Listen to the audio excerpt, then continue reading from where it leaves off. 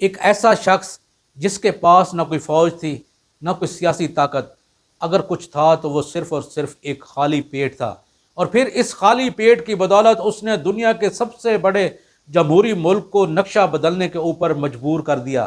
یہ شخص کم و بیش 58 دن تک بھوکا رہا، اور پھر اس کے بعد اس کی قربانی نے حکومت کو ہندوستان کی سرحدیں بدلنے کے اوپر مجبور کر دیا۔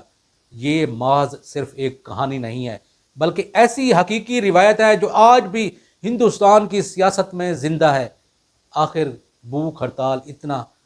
خوفناک اور طاقتور ہتھیار کیسے بنی؟ سال 1952 جب ہندوستان اپنی شناخت بنا رہا تھا تو اس وقت جنوبی ہندوستان میں سری رام نے محسوس کیا کہ تیلگو زبان بولنے والوں کو یکسر نظر انداز کیا جا رہا ہے۔ سری رام گاندھی جی کے نظریات کے پیروکار تھے اور یقین رکھتے تھے کہ جب احتجاج اور دلیل کام نہ کرے تو صرف اور صرف اپنی جان کی قربانی ہی کسی کے ضمیر کو جگا سکتی ہے، اور پھر اسی یقین کے ساتھ سری رام بھوک ہڑتال پہ چلے جاتے ہیں۔ جہاں پہ بھوک ہڑتال کا ہر دن سری رام کے جسم کو کمزور کرتا جا رہا تھا، وہاں پہ دوسری طرف سری رام کے ارادے پہلے سے بھی مضبوط ہوتے جا رہے تھے۔ بھوک ہڑتال کا ایک ہفتہ، پھر اس کے بعد 30 دن، یہاں تک کہ 50 دن گزر گئے، لیکن حکومت اپنے موقف پہ قائم رہی۔ اور پھر اس کے بعد سری رام کی بھوک ہڑتال کا 58واں دن ایک ایسا پیغام لے کر آیا جس کے بعد سری رام کی سانسیں ہمیشہ کے لیے بند ہو گئیں،